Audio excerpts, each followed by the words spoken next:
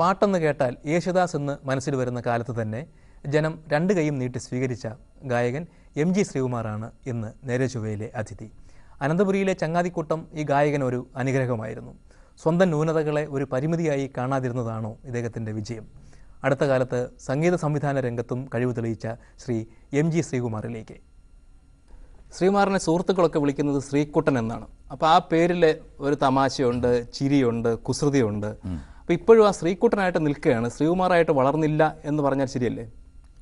എനിക്ക് ശ്രീകുട്ടനായിട്ട് ഈ പറഞ്ഞതിനെക്കാട്ടില്ലേ, ജോണി പറഞ്ഞതിനെക്കാട്ടിൽ ഒരു സാധനമുണ്ട്, ഒരു ലാളിത്യം.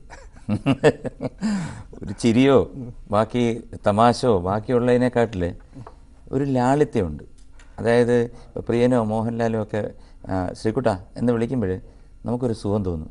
മറ്റേ MG ശ്രീകുമാർ എവിടെ ഉണ്ടെന്ന് ചോദിക്കുമ്പോൾ ഒരു അകൽച്ച ഫീൽ ചെയ്യും. ഇപ്പോൾ ഒരു സംഗീത കുടുംബത്തിലാണ് ശ്രീകുമാർ പിറന്നത്. അപ്പോൾ അച്ഛൻ പാട്ടുകാരനായിരുന്നു, മലബാർ ഗോപാലൻ നായർ, അമ്മ കമലാക്ഷി അമ്മ, സഹോദരി ഓമനക്കുട്ടി, അതുപോലെ തന്നെ സഹോദരൻ MG രാധാകൃഷ്ണൻ. അപ്പോൾ സഹോദരിയും സഹോദരനും സംഗീത കോളേജിലൊക്കെ പഠിച്ചവരാണ്. ശ്രീകുമാറിന് അങ്ങനെ ഒരു ഭാഗ്യമുണ്ടായില്ല. ഒരു ഏകലവ്യനെ പോലെയാണ് ശരിക്കും സംഗീതം പഠിച്ചത്. ഞാൻ അതിനുവേണ്ടി പോയി, പക്ഷെ നടന്നില്ല. കാരണം ഞാൻ മ്യൂസിക് അക്കാഡമിയിൽ പോയി ചേർന്നു.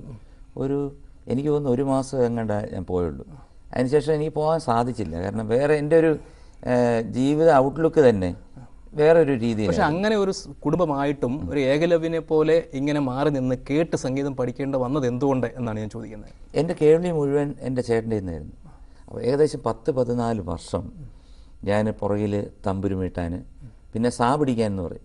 അതായത് ഇപ്പോൾ ചേട്ടന് പാടിക്കൊണ്ടിരിക്കുമ്പോൾ ഒരു കീർത്തനം നൽകുമോ എന്ന് പറഞ്ഞു കഴിഞ്ഞാൽ ഞാൻ ഉടനെ പുറകിൽ നിന്ന് തമ്പുരുവിടുകയും ചെയ്യും, എന്ന് കൂടെ പിടിക്കുമ്പോൾ ചേട്ടൻ എൻ്റെ പിടുത്തത്തിൻ്റെ മേളിൽ ഒരു ഈ 2 നാഗസ്വരമൊക്കെ വായിക്കുമ്പോൾ ഒരാളിങ്ങനെ എന്ന് പിടിച്ചുകൊണ്ടിരിക്കും, വേറൊരാൾ സംഗതി വായിക്കും. സംഗതി അറിയാമോ ജോണിക്ക്? റിയാലിറ്റി ഷോയിൽ ഇപ്പൊ സംഗതി മാത്രമേ കേൾക്കുന്നുള്ളൂ. ജോണിക്ക് സംഗതിയെ കുറിച്ച് വല്ലതും അറിയാമോ? അപ്പൊ ഈ സംഗതി കൊണ്ടിടുന്നതിന് വേണ്ടിയിട്ട് ഈ സാ പിടിക്കുന്ന ഒരു കാര്യമാണ് ഈ ആദ്യം എനിക്ക്. അപ്പൊ ഈ ശ്രീകുമാർ പിടിക്കുന്നതിന് മുകളിൽ ചേട്ടൻ പിടിച്ചുകൊണ്ടിരുന്ന ആ കാലം ഉണ്ടല്ലോ, ആ കാലത്ത് ശ്രീകുമാറിന് തോന്നിയത് എന്താ? എന്നും ഈ ചേട്ടൻ പിടിക്കുന്നതിന് താഴെ പിടിക്കേണ്ട ഒരാളാണ് ശ്രീകുമാർ? അങ്ങനല്ല, ദിസ് ഇസ് ആൻ എക്സ്പീരിയൻസ്. ഓരോ പടിപടിയായിട്ട് എന്നെ ചേട്ടൻ കൊണ്ടുവന്ന്, ആദ്യമേ എന്നെ കൊണ്ടുവന്ന് സ്വർണ്ണ സിംഹാസനത്തിൽ ഇരുത്തിയില്ല. ആദ്യം ചേട്ടൻ എന്നെ കച്ചേരി കൊണ്ടുപോയപ്പോഴത്തേക്ക് ചേട്ടൻ ഇരിക്കുന്ന പായൊക്കെ വിരിക്കാൻ വേണ്ടിയിട്ടാണ് ആദ്യം എൻ്റെ അപ്പോയിൻമെൻറ്റ്. അതിനുശേഷം തമ്പുരുടെ, പിന്നെ അതിനുശേഷം തമ്പുരും കൂട്ടത്തിൽ ഈ സാ പിടിക്കുന്നത്. ഒരു ഷിപ്പ് ഇത് പറയാൻ എളുപ്പമാണെങ്കിലും അന്ന് അങ്ങനെയാണ് തോന്നിയത്, വേണ്ട പോലെ എന്നെ സംഗീതത്തിലേക്ക് കൊണ്ടുപോകാൻ കുടുംബത്തിന് കഴിഞ്ഞില്ല എന്ന് ശ്രീകുമാറിന് തോന്നിയിട്ടില്ല? ഒരിക്കലും ഇല്ല. കാരണം വേറെ കുടുംബത്തിലെ വേറെ ആരെക്കുറിച്ച് ഞാൻ പറയുന്നില്ല. എൻ്റെ ചേട്ടനാണ് എൻ്റെ അച്ഛൻ്റെ സ്ഥാനത്തുള്ളത്. അല്ല, ഇപ്പോൾ ഒരു തവണ ചിത്രം എന്ന സിനിമയിലെ സ്വാമിനാഥ എന്ന് തുടങ്ങുന്ന ഗാനത്തിൽ ശുമാം എന്ന് പാടേണ്ടിടത്ത് താങ്കൾ സുമാം എന്നാണ് പാടിയത്. അത് കലാമണ്ഡലം ഹൈദരലിയെ പോലുള്ള ആളുകൾ ചൂണ്ടിക്കാട്ടിയപ്പോൾ താങ്കൾ തന്നെ പറഞ്ഞതാണ്, എന്നെ തിരുത്താൻ ആരും ഉണ്ടായിരുന്നില്ല എന്ന്. അതിൻ്റെ സംഭവം എന്ന് പറഞ്ഞാൽ തിരുത്താൻ ആരും ഇല്ലായിരുന്നു പറഞ്ഞാൽ സ്റ്റുഡിയോയിലാണ്, വീട്ടിലല്ല. ഞാൻ മദ്രാസിൽ പോകുന്നു. മദ്രാസിൽ പോയിട്ട് ഈ ഗാനം ആലപിക്കാൻ നേരത്ത് എനിക്ക് സംശയം തോന്നിയിട്ട് ഞാൻ ഇവിടുന്ന് ഫാക്സ് അയച്ചു തരാൻ പറയുന്നു, ട്രിവാൻഡ്രത്ത് നിന്ന്. ഇവർ ഫാക്സ് അയച്ചു തന്നപ്പം അന്നത്തെ കാലം അറിയാമല്ലോ, കാരണം ചിത്രമൊക്കെ എത്രയോ വർഷത്തിന് മുമ്പുള്ള, 10-20 വർഷത്തിന് മുമ്പുള്ളല്ലേ. ഇപ്പോഴാണെങ്കിൽ വളരെ ക്ലിയർ ആയിട്ട് പതിയും. അന്ന് അതിൻ്റെ ആ അക്ഷരത്തിന് ഷൂ എന്നുള്ളിടത്ത് അത്ര വ്യക്തമായിട്ട് പതിഞ്ഞില്ലായിരുന്നു. അപ്പോൾ ആ ശുമാം എന്നുള്ളത് ഞാൻ സുമാം എന്ന് തെറ്റ് പാടിപ്പോയി. പക്ഷേ അന്ന് അവിടെ കറക്റ്റ് ചെയ്യാൻ ആരും ഇല്ലായിരുന്നു എന്നാണ് പറഞ്ഞത്. അപ്പോൾ ഞാൻ വിചാരിച്ചു സുമയായിരിക്കും എന്ന് വിചാരിച്ച് അറിയാതെ ഒന്ന് തെറ്റിപ്പോയാൽ അതിന് ഈ കലാമണ്ഡലം എല്ലാം കൂടെ എടുത്തു വെച്ച് എന്നെ അങ്ങ് ഉണ്ടു. ഇങ്ങനെയൊക്കെ ശ്രീകുമാർ പറയുന്നുണ്ടെങ്കിലും വീണ്ടും ആ സംശയം എനിക്ക് നീങ്ങുന്നില്ല. അതായത് ഭരതം എന്ന് പറയുന്ന സിനിമയിൽ കണ്ട ഒരു കോംപ്ലക്സ് ഉണ്ട്. അതായത് അനുജൻ ഉയർന്നു വരുന്നതിൽ ജ്യേഷ്ഠനുണ്ടാവുന്ന ഒരു കോംപ്ലക്സ്, അത് പെരുന്തച്ചൻ കോംപ്ലക്സ് എന്ന് വേണമെങ്കിൽ പറയാം, ജ്യേഷ്ഠനാണെങ്കിൽ പോലും. അപ്പോൾ അങ്ങനെ ഒരു കോംപ്ലക്സ് ഒരിക്കലും MG രാധാകൃഷ്ണൻ ഉണ്ടായിരുന്നില്ല എന്ന് പറയാൻ കഴിയുമോ? ഒരിക്കലും അങ്ങനെയില്ല. അങ്ങനെ ഒരു സംഭവമില്ല. It is a made up story. അത് ഒരുപക്ഷെ എൻ്റെ ചേട്ടനും എന്നെ പോലെ തന്നെ കുറച്ച് വിടുവായുണ്ടായിരുന്നു. കാരണം വെച്ച് കഴിഞ്ഞാൽ എന്തിനും ഏതിനും വെട്ടിത്തുറന്ന അഭിപ്രായം പറയും. അപ്പോൾ അന്ന് ഇതുപോലെ കഥ എഴുതിയപ്പോൾ ആരാണ്ട് ചെന്ന് ചേട്ടനെ ചുരട്ടി കൊടുത്തു. സംഭവം ഇത്രയേ ഉള്ളൂ, ഇതെന്താണ് പ്രോഗ്രാം, നേരെ ചൊവ്വയല്ലേ. അപ്പോൾ ഞാൻ അങ്ങനെ തന്നെ പറയണമല്ലോ. സാധാരണഗതിയിൽ കച്ചേരികൾക്ക് കിട്ടുന്നത് 3000-4000 രൂപ, അല്ലെങ്കിൽ 5000 രൂപ, അല്ലെങ്കിൽ 10000 രൂപ.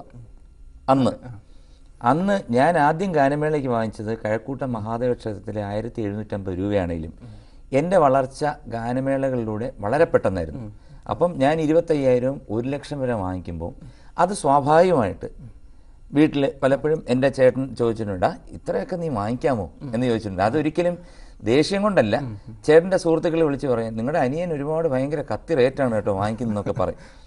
അപ്പം അങ്ങനെ ചോദിക്കാറുണ്ട്. അപ്പോൾ അങ്ങനെ ഉണ്ടായ ഒരു സിറ്റുവേഷനിൽ, അതായത് ഞാൻ കൂടുതൽ റിമ്യൂണറേഷൻ വാങ്ങിക്കുന്നു, പഠിച്ച് തഴമ്പിച്ച് മുട്ടിൽ തഴമ്പ് വന്ന് അവർക്ക് പക്ഷേ 10,000 രൂപ 7,000 രൂപ കിട്ടുന്നുള്ളൂ. വാസ്തവത്തിൽ അത് ചിന്തിക്കേണ്ട ഒരു കാര്യമല്ലേ? ജനപ്രീതിയുള്ള ആളുകൾക്ക് കിട്ടുന്ന പൈസയും സംഗീതത്തിന് വേണ്ടി ജീവൻ മുഴുവൻ മാറ്റി വയ്ക്കുന്ന അവരെ പോലുള്ള ആളുകൾക്ക് കിട്ടുന്ന പൈസയും സത്യമാണ്.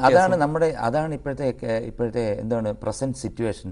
അപ്പോൾ അത് ശരിയാണോ എന്ന് ചോദിച്ചു കഴിഞ്ഞാൽ ശരിയല്ല. അല്ല, ഇപ്പോൾ MG ശ്രീകുമാർ സഹോദരനെയും സഹോദരിയെയും പണം കൊണ്ട് തോൽപ്പിച്ചു എന്ന് പറയാമോ? അങ്ങനല്ലെന്ന്. അത് ചുമ്മാ ജോണി ഇങ്ങനെ ഇട്ട് കുടുക്കി പിടിക്കുക, അതങ്ങനൊന്നുമല്ല. ഇത് സംഭവം ഇങ്ങനെ വന്നപ്പോഴത്തേക്ക് ഈ വെളിയിൽ നിൽക്കുന്ന നമ്മുടെ അഭ്യുതകാംക്ഷികളുണ്ടല്ലോ, അങ്ങനെ ഒരു വിഭാഗമുണ്ട്, അറിയോ? വെളിയിൽ ആരെങ്കിലും ഇങ്ങനെ ഒരു ഫാമിലിയിൽ ഒരാൾ എന്തെങ്കിലും വന്നു കഴിഞ്ഞാൽ, ഞങ്ങളുടെ ട്രിവാൻഡ്രത്തുണ്ട്, അവർ ഈ ഇത്തിൽ കണ്ണി പോലെ അങ്ങ് കൂടിയിട്ട് എൻ്റെ ചേട്ടൻ്റെ അടുത്ത് പറയും, കണ്ടില്ലേ അനിയൻ ഇത് വാങ്ങിക്കുന്നു, അത് ചെയ്യുന്നു, ഇത് ചെയ്യുന്നു എന്നൊക്കെ പറയുമ്പോഴത്തേക്ക് നാച്ചുറലി ചേട്ടനൊരു ചൊറിച്ചിലുണ്ടാവും. അപ്പോൾ അതിൻ്റെ കൂട്ടത്തിൽ ഇങ്ങനൊരു കഥയും കൂടെ വന്നപ്പോഴത്തേക്ക് ഈ ഇത്തിക്കണ്ണികൾ, അതായത് അവിടെ ഒരുപാട് പേരുണ്ട്, ഒരു ഫോട്ടോഗ്രാഫറുണ്ട്, അദ്ദേഹം ചെയ്ത പാരകളെന്ന് പറഞ്ഞു കഴിഞ്ഞാൽ പെറ്റ അമ്മ പോലും സഹിക്കാത്ത രീതിയിൽ അത് അദ്ദേഹത്തിന് ദൈവം കൊടുക്കുന്നുണ്ട്. അതൊക്കെ അവരൊക്കെ ചെന്നിട്ട് ഈ പ്രശ്നങ്ങൾ ഉണ്ടാക്കുമ്പോഴത്തേക്ക് അവസാനം ഭരതം എന്നുള്ളത് MG രാധാകൃഷ്ണൻ MG ശ്രീകുമാറിൻ്റെ ഒരു കഥയായിട്ട് ഭവിക്കുകയും അങ്ങനെ ഒരു സംഭവമേ ഇല്ല. അത് ഭരതം എന്ന് പറഞ്ഞത് ഭരതം വേറൊരു സ്റ്റോറിയാണ്, എൻ്റെയും ചേട്ടൻ്റെയും കഥ അത് വേറൊരു സ്റ്റോറിയാണ്, അത് ആർക്കും അറിഞ്ഞുകൂടാത്ത. ഇപ്പോൾ ജ്യേഷ്ഠനെ പൂർണ്ണമായും ന്യായീകരിക്കുന്നത് അദ്ദേഹം ഇപ്പോൾ നമ്മുടെ കൂടെ ഇല്ലാത്തത് കൊണ്ടാണ് ഒരിക്കലും ഞാൻ വ്യാഖ്യാനിക്കണ്ടല്ലോ. പക്ഷേ എങ്കിൽ ഈ ഞാൻ ഏകനാണ് എന്ന സിനിമയിൽ ചിത്രയും താങ്കളുമായി ആദ്യം പാടിയ യുഗ്മഗാനമുണ്ടല്ലോ, പ്രണയവസന്തം, ആ പാട്ടില് താങ്കളെ കൊണ്ട് പാടിച്ചിട്ട് പിന്നെ യേശുദാസിനെ കൊണ്ട് മാറ്റി പാടിപ്പിച്ചത് എന്തുകൊണ്ടാണ്? പ്രണയവസന്തം സത്യനന്ദിക്കാട് എഴുതി ചേട്ടൻ ട്യൂൺ ചെയ്ത് ചിത്രയും ഞാനും, ചിത്ര കോട്ടണിൽ നിന്ന് എന്താ ഫ്രോക്കൊക്കെ ഇട്ടുണ്ടെന്ന് ഇപ്പോഴും ഞങ്ങൾ രണ്ടുപേരും പാടിയത് ഓർമ്മയുണ്ട്. അന്ന് ഞാൻ ഒരുപാട് ആഗ്രഹിച്ചിരുന്നു, അതായത് എന്താണ് ഈ സിനിമാ തിയേറ്ററിൽ പോകുമ്പോഴത്തെ MG ശ്രീകുമാറിന് ഇതിനകത്ത് എഴുതി കാണിക്കുക, ഒരു ദാസേട്ടനും ജയചന്ദ്രനും ഒക്കെയുള്ള ഈ പാട്ടുപുസ്തകം ഇറങ്ങുമല്ലോ, അതിനകത്തൊരു 100 ദാസേട്ടൻ്റെയും ജയചന്ദ്രൻ്റെ ഇടയ്ക്ക് ഒരു MG ശ്രീകുമാർ, അതൊന്ന് വായിക്കുക, അതൊക്കെ എൻ്റെ ഒരു ഡ്രീമായിരുന്നു. അതൊക്കെ തകർന്നു പോയി. പക്ഷേ അത് ഞാൻ ചേട്ടൻ്റെ അടുത്ത് ചോദിക്കുകയും ചെയ്തു. അത് ചേട്ടന് അദ്ദേഹം ദാസേട്ടൻ വന്ന് പാടിയപ്പോൾ ചേട്ടൻ പോയതുമില്ല. പിന്നെ ആദ്യമൊക്കെ എനിക്ക് ഒരുപാട് സങ്കടവും ദേഷ്യവും വിഷമവും ഒക്കെ എൻ്റെ ചേട്ടൻ്റെ അടുത്ത് തോന്നി. പക്ഷേ ചേട്ടൻ്റെ കയ്യിൽ നിൽക്കാത്ത ഒരവസ്ഥയായിരുന്നു. കാരണം അതിൻ്റെ പ്രൊഡ്യൂസറും അതിൻ്റെ ഡയറക്ടറും പറഞ്ഞു, ഇത് ഞാൻ പാടിയത് ഒരു അമച്ചറിഷ് രീതിയാണ്, എൻ്റെ തുടക്കമായിരുന്നു, എൻ്റെ എന്താണ് വളരെ തുടക്കത്തിലായിരുന്നു. അപ്പോൾ അത് നമുക്ക് മാറ്റിയിട്ട് അതിൽ താങ്കൾ അമച്ചറിഷ് ആണെന്ന് അവർക്ക് തോന്നുന്നു, ചിത്രയുടെ തുടക്കമായിരുന്നു. അതിപ്പം എന്താ ഭാഗ്യം എന്നുള്ള അല്ലാതെ ഒന്നും പറയാനില്ല. കാരണം ആരുടെ ഭാഗ്യം? ചിത്രയുടെ ഭാഗ്യം. ചിത്രയുടെ ഭാഗ്യം. ചിത്ര അതിനകത്ത് തന്നെ വേറൊരു പാട്ടും പാടിയിട്ടുണ്ട്, രജനി പറയൂ പൂനിലാവിൽ. ഇപ്പോൾ MG ശ്രീകുമാർ എന്ന ഗായകൻ്റെ വിജയം കണക്കിലെടുക്കുമ്പോൾ താങ്കൾക്ക് കൂടുതൽ കടപ്പാട് താങ്കളുടെ തിരുവനന്തപുരത്തെ ചങ്ങാതിക്കൂട്ടത്തോടാണ്, സ്വന്തം ജ്യേഷ്ഠനോടല്ല എന്നുള്ളത് ശരിയല്ലേ? അല്ല, ജ്യേഷ്ഠനോട് കടപ്പാട് എന്ന് പറയുന്നില്ല, ജ്യേഷ്ഠനേക്കാൾ കൂടുതൽ. അല്ല, ചേട്ടൻ ഒരു രീതിയിൽ, അതായത് എന്നെ ശാസ്ത്രീയ സംഗീതവും, അതായത് ഒരു വീട് കെട്ടുമ്പോഴത്തേക്ക് അതിൻ്റെ ഒരു ബേസ്മെൻറ്റ് എന്ന് പറയുന്നത് എൻ്റെ ചേട്ടനാണ്. അതിൻ്റെ മേളിൽ കെട്ടിപ്പൊക്കിയത് എൻ്റെ സുഹൃത്തുക്കളാണ്. താങ്കളുടെ ഈ വിജയത്തിൽ താങ്കൾക്ക് കൈവന്ന എല്ലാ ഐശ്വര്യത്തിലും ഈ കൂട്ടുകാരുടെ സംഘത്തിനുള്ള സംഭാവന എത്രത്തോളമാണ്? ഒരുപാടാണ്. ഇപ്പം ഞാൻ അവരോട് നന്ദി പറയാണ്. കാരണം ഇപ്പോൾ പലരും എന്നെപ്പറ്റി, എൻ്റെ കൂട്ടുകാർ എന്നെ തിരിച്ച് പറയുന്നുണ്ടെങ്കിലും ഞാനത് പറയില്ല. കാരണം സിനിമ എന്ന് പറയുന്നത് സ്ഥായിയായ വിരോധം കൊണ്ട് നടക്കാനുള്ള ഒരു സ്ഥാപനമല്ല. സിനിമ എന്ന് പറയുന്നത് തൽക്കാലം അങ്ങോട്ടും ഇങ്ങോട്ടും ഒക്കെ പാരവെപ്പും രാഷ്ട്രീയത്തിലുള്ള പോലെ തന്നെ എന്തെങ്കിലുമൊക്കെ സംഭവങ്ങളേ ഉള്ളൂ. അങ്ങനെ സ്ഥായിയായിട്ട് ആരെങ്കിലും വെക്കുന്നെങ്കിൽ പുള്ളി അത് സിനിമാക്കാരനല്ല. പക്ഷെ ആ കൂട്ടത്തിലുള്ള ആളുകൾ എല്ലാവരും തന്നെ വിജയിച്ചവരാണ് സിനിമയിൽ ഏതെങ്കിലും രംഗത്ത്. പിന്നെ എന്തുകൊണ്ട് അവർക്ക് മറ്റൊരാളെക്കുറിച്ച്, അവരുടെ സംഘത്തിലുണ്ടായിരുന്ന ആളെക്കുറിച്ച് ഇപ്പോൾ മോശം പറയണം? എനിക്കതറിഞ്ഞൂടാ. കാരണം വെച്ച് കഴിഞ്ഞാൽ ഒരു പക്ഷേ ഇത് ഞാൻ പറഞ്ഞില്ലേ, ഇത് ഒരാൾ ഉയരുന്നതിൽ ചിലപ്പം ഓരോ വ്യക്തികൾക്ക് തോന്നുന്ന അഭിപ്രായ വ്യത്യാസങ്ങളായിരിക്കാം. പക്ഷെ അതൊക്കെ എന്താ പറയുന്ന, ഒരു മേശയുടെ ചുറ്റും കൂടി ഇരുന്ന് സംസാരിച്ച് കഴിയുമ്പോൾ മാറുന്നതേ ഉള്ളൂ. പക്ഷെ അങ്ങനെ നിങ്ങൾ തമ്മിൽ അഭിപ്രായ വ്യത്യാസം ഉണ്ടെന്ന് ഒരു വശത്ത് പറയുമ്പോൾ തന്നെ തിരുവനന്തപുരത്തെ ഒരു നായർ ലോബിയുണ്ട് നിങ്ങളെല്ലാം കൂടെ ചേർന്ന്. ആ ലോബിയിലെ പ്രധാന പ്രവർത്തകനാണ് എം ജി ശ്രീകുമാർ എന്ന് കുറെ പേര് വിചാരിക്കുന്നുണ്ട്. ഞാൻ നായർ ലോബിയുടെ അല്ല, ക്രിസ്ത്യൻ ലോബിയുടെ അല്ല, അതൊക്കെ വെറുതെ പറഞ്ഞുണ്ടാക്കുന്നതാണ്. പിന്നെ അത് എന്തുകൊണ്ട് പറയുന്നതെന്ന് പറഞ്ഞു കഴിഞ്ഞാൽ ഇറ്റ് ഹാപ്പൻ ലൈക്ക് ദാറ്റ്. അങ്ങനെയാണ് സംഭവിച്ചത്. കാരണം ഞങ്ങൾ കൊച്ചിലേ തൊട്ട് സിനിമാ മോഹങ്ങളുമായിട്ട് നടക്കുമ്പം വന്ന് കൂടിയ ചെറുപ്പക്കാരെല്ലാം നായന്മാരായിപ്പോയി.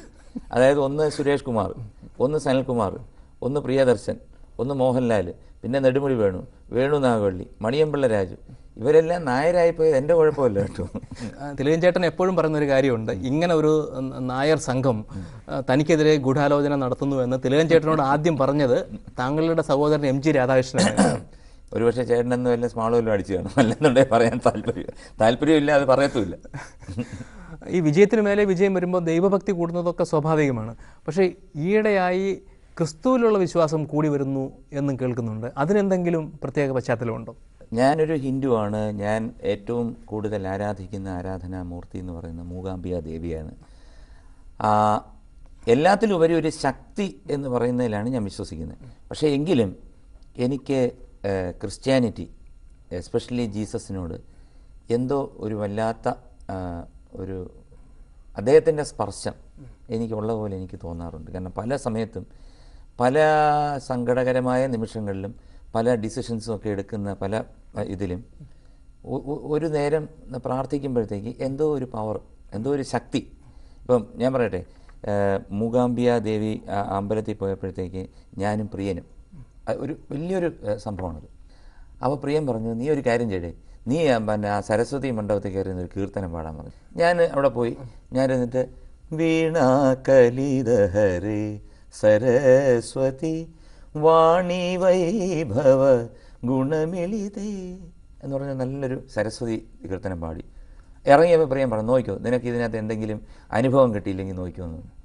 സത്യം പറയുകയാണ്, ഹിസൈനസ് അബ്ദുള്ളയ്ക്ക് ഞാൻ വിചാരിക്കാതിരിക്കാതെ നാദരൂപിണി എന്നുള്ള ആ സരസ്വതി ദേശീയ അവാർഡ് കിട്ടി. അതുപോലെ തന്നെയാണ് ഞാൻ അമേരിക്കയിൽ അവിടെ ഇത്രത്തോളം യഹോവ സഹായിച്ചു എന്നൊരു പാട്ട്, അത് ഞാൻ ഏകദേശം 16 സ്റ്റേറ്റ്സിൽ അത് പാടിയപ്പം എനിക്ക് ഉണ്ടായ വികാരവും എനിക്ക് കിട്ടിയ അപ്പോഴെല്ലാം എന്നെ തിരിച്ച് ആ ഗാനം പാടിയിട്ട് തിരിച്ച് കേരളത്തിൽ വന്നപ്പം നാഷണൽ അവാർഡ്സ്, പിന്നെ ഒരുപാട് ബഹുമതികൾ എന്നെ തേടി വന്നു. ശ്രീകുമാറിന് ഇപ്പോൾ വേണ്ടത്ര പണമുണ്ട്, പ്രശസ്തിയുണ്ട്, സിനിമയിൽ അവസരങ്ങളുണ്ട്, പുറത്ത് അവസരങ്ങളുണ്ട്. ഇതെല്ലാം നഷ്ടപ്പെടാതിരിക്കാൻ വേണ്ടി ദൈവത്തെ ഇങ്ങനെ മുറുകെ പിടിക്കുന്നതാണോ എന്ന് ജോണി പറഞ്ഞാലും എനിക്ക് കുഴപ്പമൊന്നുമില്ല, ഞാനങ്ങ് സമ്മതിക്കുക. കാരണം വെച്ച് കഴിഞ്ഞാൽ നഷ്ടപ്പെടാതിരിക്കാനല്ല, ഉള്ളത് നഷ്ടപ്പെടാതിരിക്കാനും നമുക്ക് അസുഖങ്ങളൊന്നും ഉണ്ടാകാതിരിക്കാനും നല്ലത് വരുത്താനും വേണ്ടി. എന്തായാലും ഒരു കാര്യം ഞാൻ തർപ്പിച്ച് പറയുന്നു, ഞാൻ ജീസസിൻ്റെ ഒരു അഡമൻറ്റ് വിശ്വാസിയാണ്. എല്ലാ കാര്യങ്ങളും ചെയ്യുമ്പോഴും ഞാൻ പ്രാർത്ഥിക്കാറുണ്ട്. നേരെ ചൊവ്വയിൽ ഞാൻ വളരെ സത്യമായിട്ട് പറഞ്ഞു, ഞാൻ വേണുഗോപാലിൻ്റെ പാട്ടൊന്നും ഞാൻ തട്ടിയെടുത്തിട്ടില്ല. എനിക്കതിനുള്ള നേരവും ഇല്ല.